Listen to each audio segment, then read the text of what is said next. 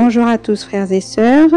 Aujourd'hui nous allons étudier qu'est-ce que le véritable jeûne et pourquoi le jeûne tel qu'on le connaît de manière religieuse aujourd'hui n'est pas approuvé par Dieu. Donc ce qu'il nous faut comprendre déjà, c'est l'esprit du jeûne. Il y a deux formes de jeûne, donc un jeûne approuvé par Dieu et un qui ne l'est pas. Et bibliquement, déjà dans 2 Corinthiens 7, le verset 1, il nous est dit « Puisque nous avons de telles promesses, bien-aimés, purifions-nous de tout ce qui souille notre corps et notre esprit et poursuivons jusqu'au bout la sainteté dans la crainte de Dieu. » Le premier jeûne est un jeûne qui va purifier notre corps et notre esprit de toute souillure, celui qui est approuvé de Dieu. Le deuxième est celui qui ne va purifier que le corps. Et encore. Donc, quelle est la différence entre ces deux jeûnes? Il y a le jeûne physique religieux qui est exclusivement extérieur, externe, et qui, parce qu'il est dit religieux, on pourrait croire qu'il est aussi spirituel et qu'il va purifier l'âme et l'esprit, mais ce n'est pas le cas en réalité. Alors que le jeûne que Dieu demande inclut donc d'abord l'intérieur et ensuite l'extérieur. Donc, ça va être un jeûne que Dieu approuve. Donc, pourquoi est-ce que le jeûne dit religieux aujourd'hui n'est pas approuvé par Dieu? Et quel est le véritable jeûne que Dieu nous demande? Donc, Ésaïe 58, le verset 6, c'est un verset très connu, nous dit « Voici le jeûne auquel je prends plaisir, dit l'Éternel. » Ou, dans une autre version, il est dit « Voici le genre de jeûne que je préconise. » Quel est ce jeûne et de quoi il nous est parlé?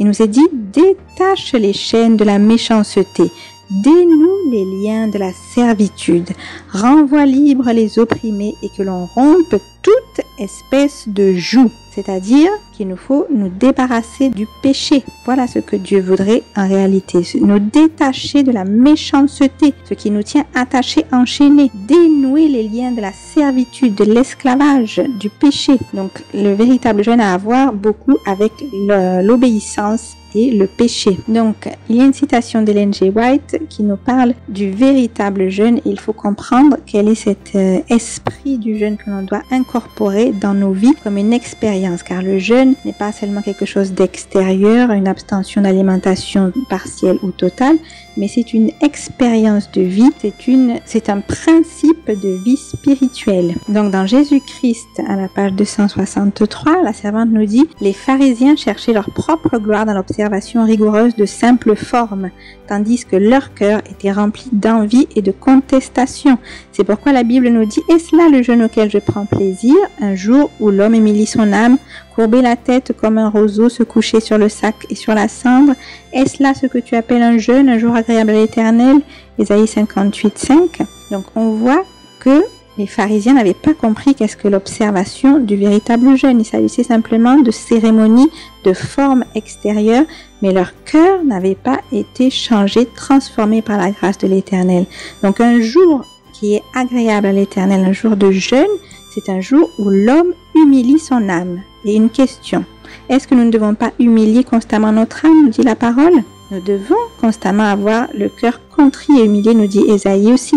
Nous allons le lire dans Ésaïe 57, le verset 15. « Mais je suis avec l'homme contrit et humilié, afin de ranimer les esprits humiliés, afin de ranimer les cœurs contrits. » Donc l'Éternel est avec celui qui humilie son âme. D'ailleurs, David avait compris qu'est-ce que le véritable jeûne. Dans Psaume 35, le verset 13, il dit « J'humilie mon âme par le jeûne. » Le jeûne est une question d'humiliation de l'âme et non pas du corps seulement. C'est ce que Dieu attend de nous dans le jeûne.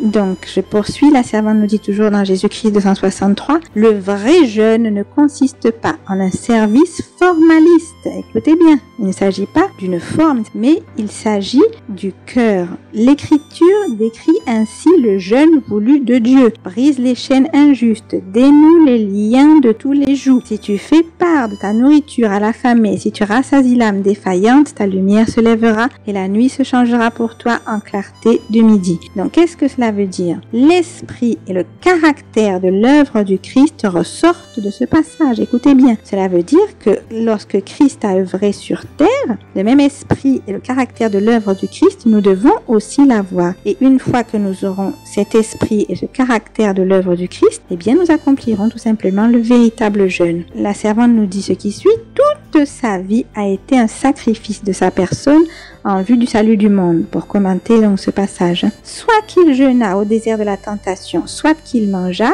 avec les péagés au festin offerts par Matthieu, il dépensait sa vie pour la rédemption des âmes perdues. Le véritable esprit de dévouement ne se manifeste pas dans des lamentations stériles, dans des humiliations du corps ou d'innombrables sacrifices, mais dans le renoncement à sa volonté propre en vue d'un service spontané pour Dieu et pour l'humanité. Donc vous voyez, le véritable esprit de dévouement va se faire dans le renoncement à sa propre volonté et dans un service spontané pour Dieu et pour l'humanité. Là se trouve le véritable jeûne. Donc on peut dire aujourd'hui que le jeûne, ce n'est pas uniquement une forme extérieure, donc de programmer un jeûne pour dire « Ah oui, du lundi au mercredi, nous avons prévu dans les églises apostates, bien souvent cela se passe. On prévoit 3 jours de jeûne et de prière, préparez-vous au jeûne d'Esther, 21 jours de jeûne de Daniel, ou que sais-je encore. » Les jeûnes ne se programment pas pour être des services formalistes, mais le véritable jeûne dont la Bible parle, c'est un sacrifice qui n'est pas temporaire, mais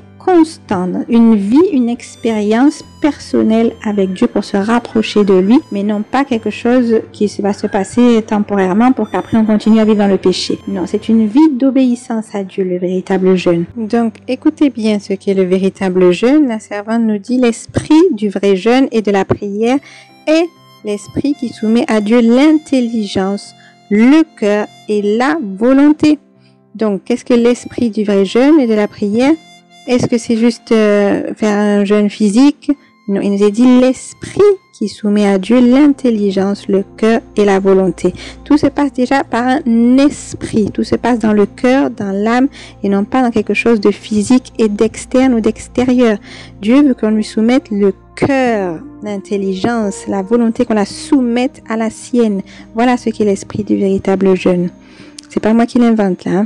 Donc, elle nous dit, c'est dans CNA et dans EDJ aussi, donc c'est conseils sur la nutrition et l'alimentation et événements des derniers jours. Donc, vous pouvez vérifier CNA page 37, EDJ page 66. Elle nous dit maintenant et jusqu'à la fin des temps, le peuple de Dieu devrait être plus sérieux, plus éveillé, ne se fiant pas à sa propre sagesse, mais à celle de son chef. Il devrait consacrer des jours pour le jeûne et la prière. Quand on lit des jours, c'est qu'on pense peut-être qu'il faut programmer 1-2 jours par semaine, tout comme le faisaient les pharisiens. Non. Ce qui nous fait faire, c'est consacrer même toute sa vie au jeûne et à la prière, car c'est un esprit, je le rappelle, qui doit être consacré à Dieu, lui soumettre l'intelligence, le cœur et la volonté. C'est constamment qu'il faut le faire, et non pas seulement 1 jour ou 2. L'abstinence totale de nourriture n'est peut-être pas requise, tout comme le pensent certains quand ils font un jeûne d'abstinence totale de nourriture. L'abstinence peut être partielle, mais ils doivent manger peu et les aliments les plus simples. Donc, faire un jeûne pour s'abstenir totalement, par exemple, 1 jour, et le lendemain, on mange énormément le repas, même voire en excès, et en plus, on mange des choses qui excitent, de la viande, et je ne sais quoi. À quoi nous sert ce genre de jeûne? À rien. Il nous faut penser qu'il nous faut avoir une vie de sacrifice pour pouvoir manger peu et manger simple. Et ça, c'est pas tout le monde qui a acquis, perçu et saisi ce genre de choses. Donc, il nous faut acquérir toute cette connaissance, cette information, mais surtout la mettre en pratique. C'est ça le véritable jeûne. Personne ne doit élever son âme vers la vanité en marchant dans l'orgueil et la complaisance. Nous vivons à une époque qui exige une véritable humiliation et de ferventes prières. Donc, c'est quoi la véritable humiliation? Est-ce que c'est l'humiliation du corps? Non, une humiliation du cœur. Et cette humiliation du cœur va se voir dans la pratique. Nous approchons de la crise la plus importante qui ait jamais frappé le monde. Si nous ne sommes pas éveillés et vigilants, elle nous trouvera sans préparation. Donc je vous demande, est-ce que la préparation, est-ce qu'elle est partielle? C'est une préparation totale, mes frères et sœurs. Donc dans ce jeûne, dans cet esprit de jeûne, de soumission à la volonté de Dieu, toute une vie de consacration à Dieu. C'est ça le véritable jeûne, l'obéissance. Donc si nous voulons être prêts pour la crise à venir, nous devons aussi nous abstenir toute une vie, et non pas donc dans les jeûnes physiques uniquement. C'est un jeûne qui va mettre en pratique cette réforme sanitaire constamment. À la page 66 de paragraphe 4 cette fois-ci, le véritable jeûne qui devrait être recommandé à toute personne, c'est l'abstinence de toutes sortes de nourriture excitante. Par exemple, les viandes, l'alcool, le piment, les vinaigres, toutes sortes de choses comme ça qui excitent. Et l'emploi approprié et mesuré d'une nourriture saine et simple. Vous avez bien entendu ce qu'est le véritable jeûne? Tout simplement l'abstinence de toutes sortes de nourriture à caractère excitant. Et l'emploi approprié et mesuré d'une nourriture saine et simple. Et c'est vrai, quand on garde le véritable jeûne, cela nous permet d'avoir une clarté d'esprit que l'on n'a pas si l'on mange toutes sortes de nourriture excitante. Si l'on mange du n'importe quoi, forcément, on aura l'esprit complètement dans les nuages, obscur, on ne comprendra pas la parole de Dieu. Mais lorsque l'on pratique le véritable jeûne, l'abstinence de viande, eh bien, on aura l'esprit plus clair. Donc, vous avez bien entendu qu'est-ce que le véritable jeûne? Un esprit contrit, humilié, c'est ce que l'Éternel veut. Et non pas un système régulier sous un joug papal qui est une oppression superstitieuse de jeûne rigoureux, régulier. Chaque semaine, on prend 2 jours dans la semaine pour faire un jeûne. C'est une fausse conception du jeûne. C'est écrit dans Jésus-Christ, à la page 261, il est écrit « Les disciples de Jean qui ne comprenaient pas parfaitement l'œuvre du Christ observaient beaucoup de règles établies par les rabbins et il leur arrivait d'espérer se sauver par leurs œuvres. Ils pratiquaient le jeûne en lui attribuant une valeur méritoire. » Entendez bien, ils donnaient des mérites à cette œuvre de pratique du jeûne. Les plus zélés consacraient au jeûne 2 jours par semaine. Et les pharisiens et les disciples de Jean étaient en train de jeûner quand ces derniers se présentèrent pour demander « Pourquoi nous et les pharisiens jeûnons-nous, tandis que tes disciples ne jeûnent pas ?» Jésus leur répondit avec beaucoup de tendresse, sans chercher à corriger leur fausse conception du jeûne. Voyez bien quand je vous disais que le jeûne religieux d'aujourd'hui est une fausse conception du jeûne. Jeûner physiquement 1 jour, 2 jours par semaine n'était pas et n'est toujours pas ce que Dieu nous demande de faire. C'est une idée, il est dit ici, fausse. Et Christ était plus préoccupé justement de leur donner une idée juste de sa propre mission. Pourquoi? Parce que lorsqu'ils allaient comprendre sa mission, ils comprendraient quel est le véritable jeûne que Dieu nous demande aujourd'hui. Tout simplement. Donc, l'Éternel ne nous demande pas de prendre du temps à nous lamenter, à le supplier, à pleurer, à jeûner et à continuer avec nos propres péchés.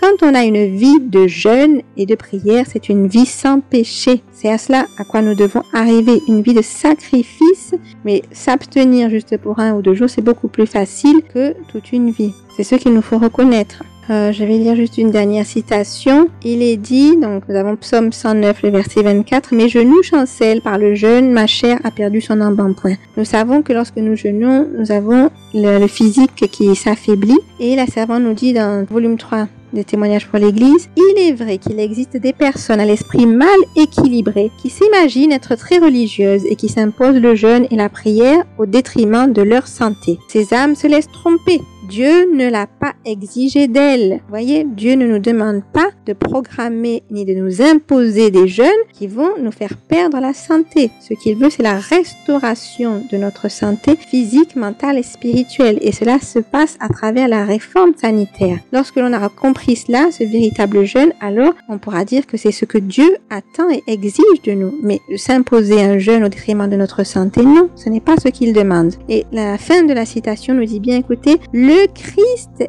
et la vraie piété aujourd'hui et pour toujours seront la santé du corps et la force de l'âme. Donc si vous avez compris ça, vous avez tout compris. Le Christ ainsi que la véritable piété sont aujourd'hui et à toujours, à jamais, il nous est dit, la santé du corps et la force de l'âme. Donc si vous voulez avoir la force de l'âme, c'est pas la peine de pratiquer un jeûne 1-2 jours pour dire oui, Dieu m'écoute dans là-haut, il va me donner la force parce que j'ai jeûné. Non, la véritable force qu'il nous donne, c'est à travers le véritable jeûne, à travers le sang de Christ, son sacrifice, sa grâce et la véritable piété qui est l'obéissance à Dieu. À travers cela, nous trouverons la force et Dieu nous entendra à travers uniquement la prière. Parce que beaucoup pensent qu'il y a de la puissance à travers le jeûne. Il n'y en a aucune. Pourquoi? Parce que la véritable vertu ne se trouve pas dans le jeûne, ni dans aucune œuvre extérieure, dans aucune pratique extérieure. La véritable vertu se trouve dans le sang du Christ, dans son sacrifice et dans sa grâce. Et Christ veut que nous nous humilions, non pas de corps, mais de cœur, de tout notre cœur. Nous devons nous humilier, nous devons parvenir à la véritable repentance et à la conversion véritable. Ça, ce sera une œuvre interne de la grâce et c'est ce qui est nécessaire pour notre salut. Bénédiction.